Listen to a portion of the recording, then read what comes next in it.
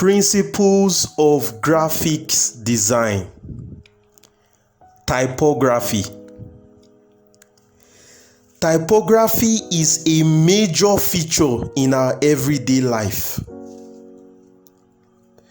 We see it in book and paper materials, product packaging, digital products like apps and websites, signboards and signages, and lots more.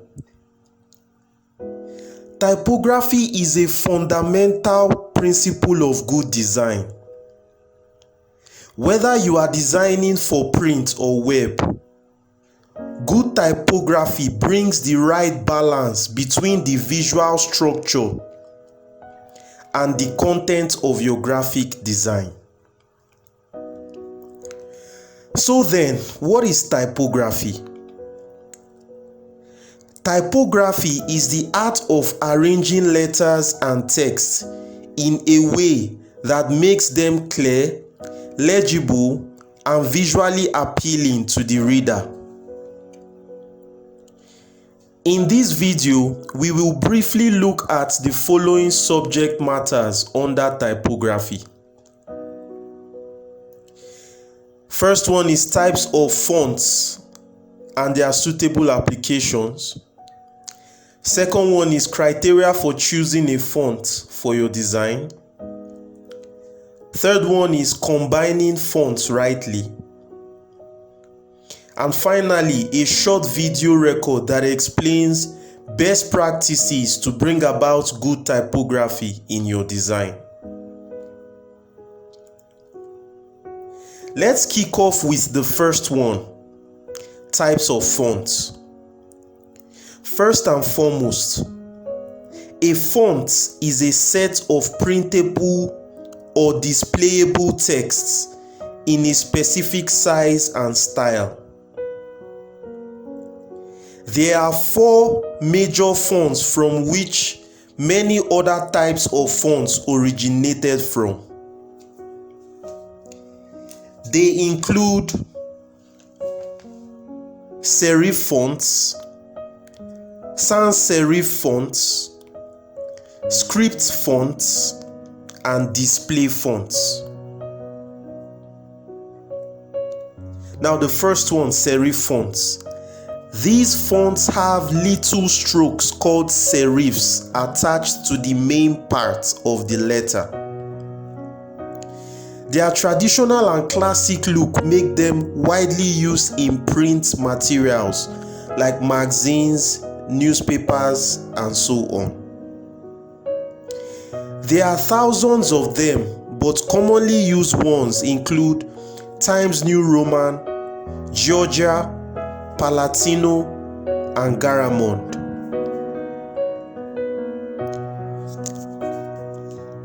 Number 2, sans serif.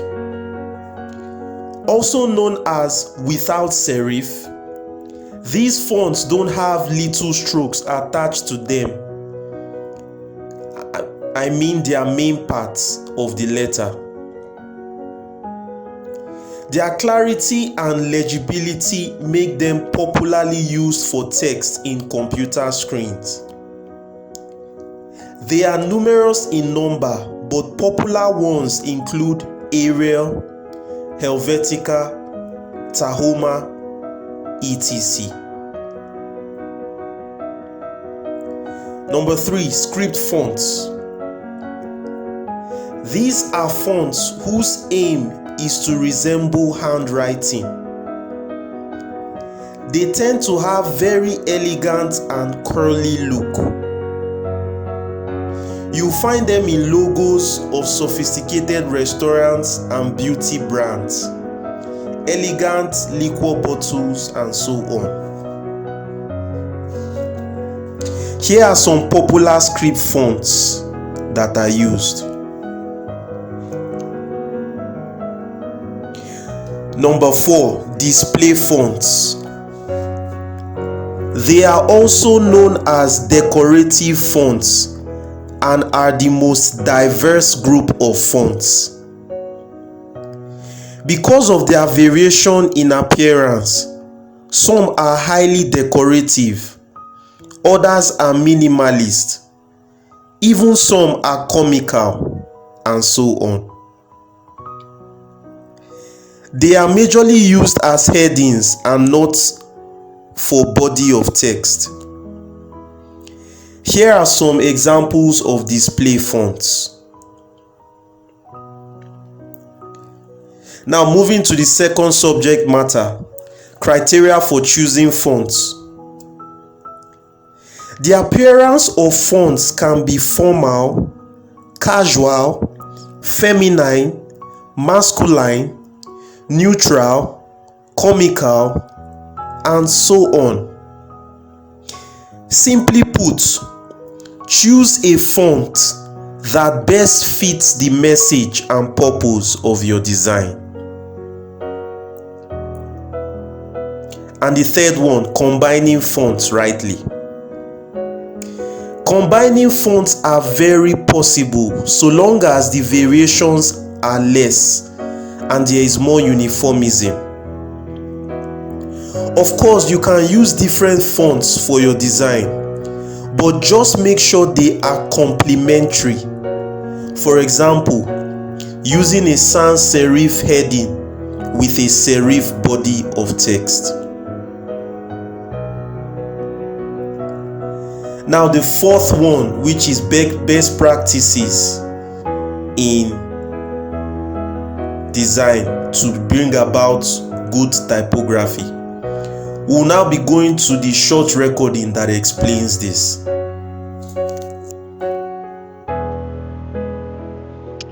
Hello, wonderful viewer.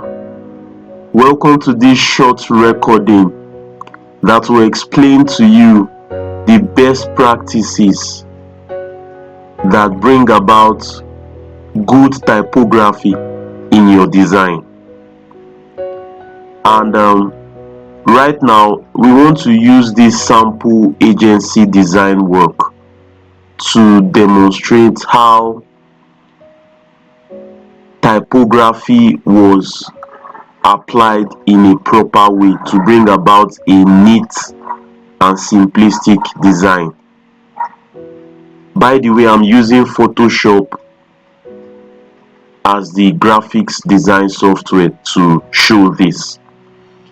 Now, the best practices that bring about good typography can majorly be categorized into two groups. There are two major things you do that make you produce good typography. The first one is contrast, and the second one is white spacing. Now, starting with the first one, contrast. Contrast in your typography simply means a visible difference between the kinds of fonts that you use for your typography. Alright, visible difference. Now, what this simply means is, for example, we want to look at this portion now. You can see this portion of the design.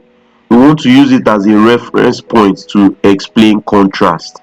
So with this portion of the design, okay, I will zoom in now, okay, so that we see it clearly. Now, in explaining contrast, you can see that the heading of the body of this text, is visibly different from the body of the text. Why? Because of contrast. And contrast can be applied in several ways. One of the ways you can apply contrast, okay, is color contrast. Just like as in the one used here, you can see that the color of the heading is visibly different from the color of the body of text. okay, and it creates a very high contrast, okay, which is very good, okay, in typography. Another contrast that can be applied is the heading of the text being bigger than the body of the text, okay. That's another way to apply contrast. When you make the heading of the text, for example, being bigger than the body of the text, to show contrast between them. For example, in a way, it may not be bigger here, but the fact that the title is in capital letter, okay, makes it look sort of bigger than the body of the text. So a sort of contrast apart from color was also applied here. All right, so this is one practice that brings about good typography, when you apply contrast to your typography. Now let's quickly move to the next one, which is white spacing. Now, we had treated this topic, white spacing, earlier in a principle of design under layout and composition, and we said that white spacing is simply the spacing or the empty spaces, okay, or negative spacing. That's another name. The spacing between the margins of your design, okay, the margins of your design, and between the contents of your design, okay, and between the contents of your text. Now we are looking at white spacing in the light of typography. Now, how white spacing applies to typography alone. Okay, so right now we are looking at the spacing between the lines, okay, of the text, and between the letters of the text, and also around the text. So applying proper white spacing is very important, and we can look at this more detailed. Now, if you want to apply space between the lines of your text, like between each line of your text, the space here, you can see where my mouse is pointing out, okay, you do that, okay. It's the spacing of line between the text is known as leading. It's known as leading, all right. And applying the proper leading to your typography is very important, okay. For example, for body of text, make sure your leading is not so much. Now, for example, if I increase the leading now, watch what is going to happen. I'm increasing it, and you see now. Do you see what just happened? I increase the spacing between the lines, the spacing between the lines of the text, and you can see that it's looking a bit too spacious now. Do you see? It's currently 58 points, okay.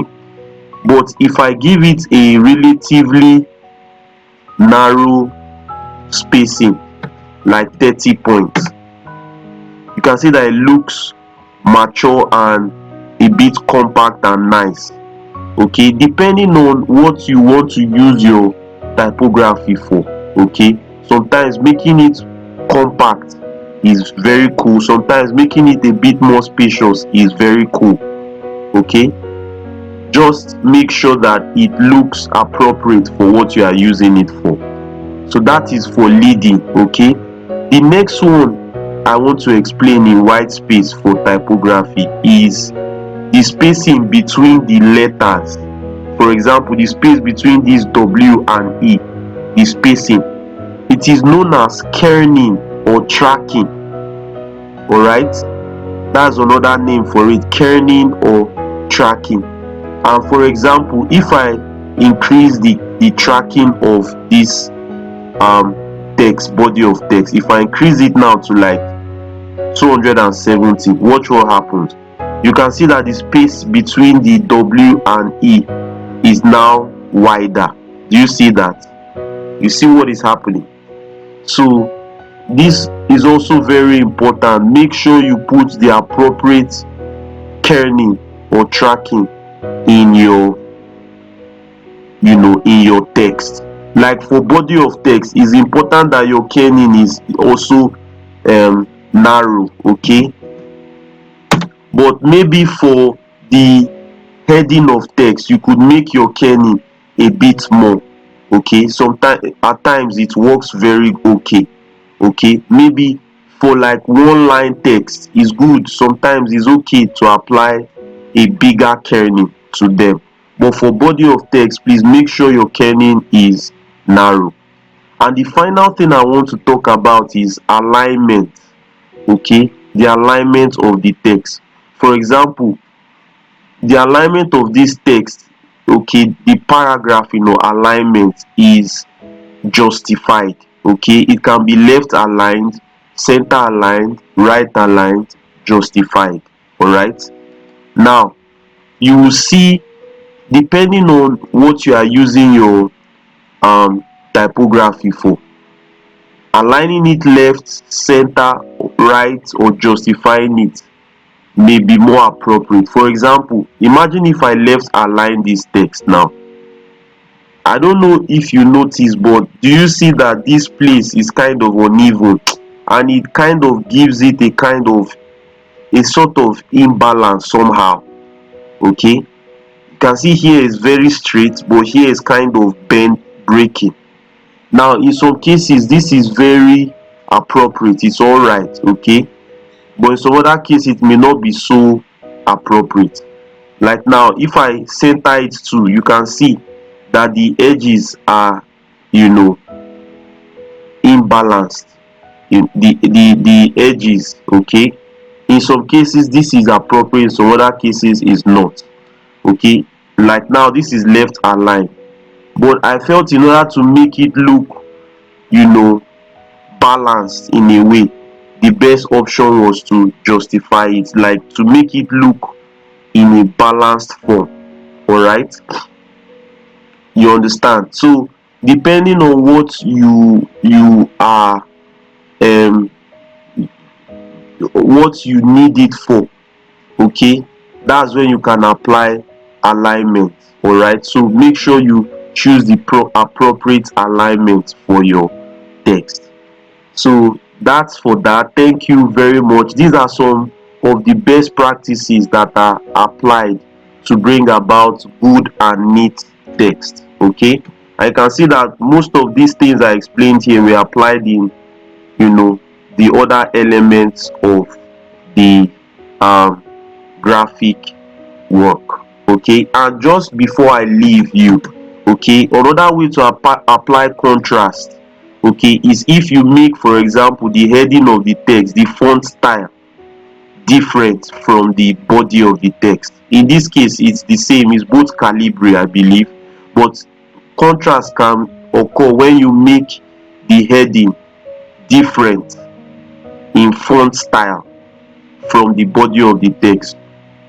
Make sure they are complementary even if they are different. All right, for example, you can see that the heading of this text is different, but it kind of complements the others. All right, so thank you so much for watching. Let's go back to the recording. Yay! There you have it. We have come to the end of this journey of being introduced to graphics design. Okay, it has been an amazing journey, and I know as a viewer you are now very much equipped to create effective and outstanding graphic design works. Go out there, have fun, and just make the world more colorful and creative by designing wonderful graphic works with these principles you have learned in this series. In case you are looking for a wonderful place to start creating professional graphic design works, I have created in Udemy website a video course called All-in-One Beginner to Professional Photoshop Tutorials. Okay, in it you will get to practice creating real life hands-on projects, okay, using the most popular graphic design software called Photoshop. I'm going to leave the description, the link to that video course in the comment section. So do well to visit the link and enroll and facilitate your journey of moving from beginner to professional. Thank you.